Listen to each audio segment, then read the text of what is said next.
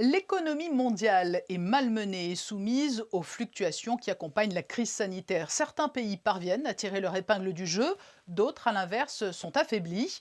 Pour répondre aux interrogations de ses membres, le Monaco Economic Board a invité aujourd'hui l'un des économistes de la COFAS à tenir une conférence virtuelle, à défaut de pouvoir, comme chaque année, venir s'entretenir avec les entrepreneurs monégasques pour les guider, notamment dans leur choix d'investissement. Julien Marcilly, bonsoir. Bonsoir. Nous sommes en plein cœur d'une crise dont l'ampleur et le caractère sont tout à fait inédits.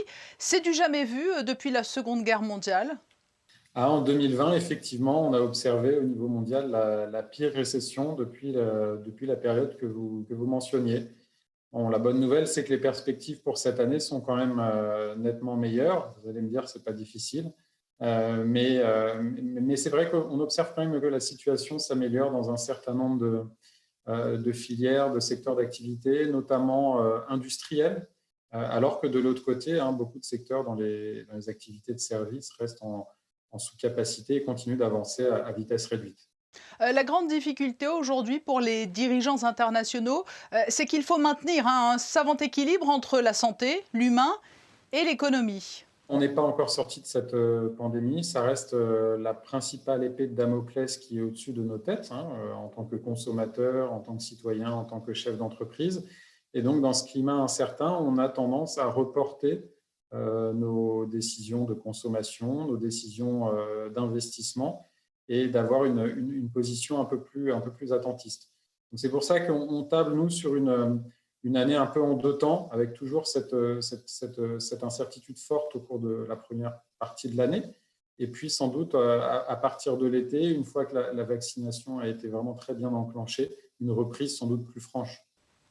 Quelles sont les grandes tendances qui se dégagent? Y a-t-il des zones du monde qui s'en sortent mieux que d'autres? L'année dernière, une partie de l'Asie s'en est quand même mieux sortie que le reste. La Chine et quelques autres pays qui commercent beaucoup avec cette grande économie et qui sont aussi spécialisés dans des filières de l'électronique qui tirent leur épingle du jeu.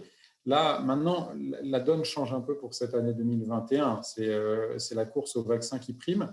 Et c'est vrai que les économies qui vont parvenir à faire vacciner une partie suffisante de leur population assez tôt pourront sortir plus tôt que les autres de ces mesures de restriction des mobilités. Donc, quelques économies comme Israël, les Émirats arabes unis font la course en tête. Ensuite viennent le Royaume-Uni et les États-Unis. L'Union européenne est un peu en retard.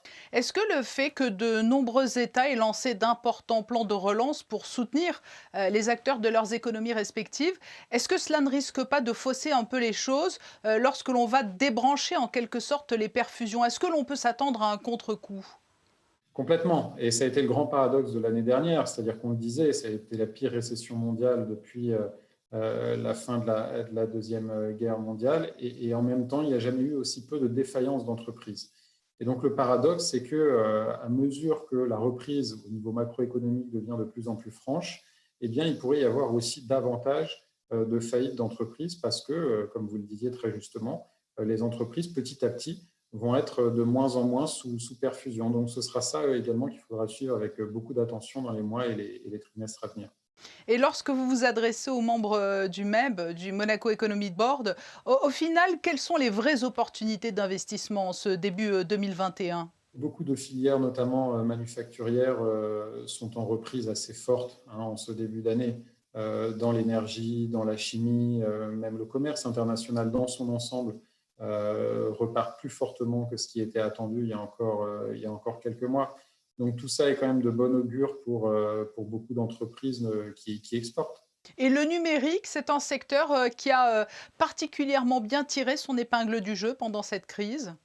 Plusieurs secteurs s'en sont bien tirés. Effectivement, beaucoup d'entreprises dans le secteur pharmaceutique, idem, beaucoup de filières dans le secteur agricole et agroalimentaire ont aussi tiré leur épingle du jeu. Et puis, pas mal d'entreprises aussi dans les secteurs de l'électronique, parce qu'on achète davantage de biens pour la maison. Donc, c'est pour ça que c'est une reprise qui est très, très inégale, avec d'un côté des entreprises qui vont rester en sous-capacité, qui vont continuer d'avancer à vitesse réduite pendant encore pas mal de temps, et puis de l'autre, d'autres qui sont déjà en train d'avancer très vite. En conclusion, on a le devoir aussi de rester optimiste. Complètement. Encore une fois, on le voit depuis le début de cette année, hein. On a quand même de bonnes surprises, un au niveau économique et puis au niveau sanitaire, même s'il y a toujours énormément d'incertitudes quant au processus de vaccination, quant à l'évolution de la pandémie. On a quand même l'impression qu'on est plus proche de la fin, et on le voit avec certains pays qui vaccinent assez rapidement. Julien Marcilly, chef économiste de Coface, merci pour cet éclairage sur la situation économique mondiale. Merci à vous.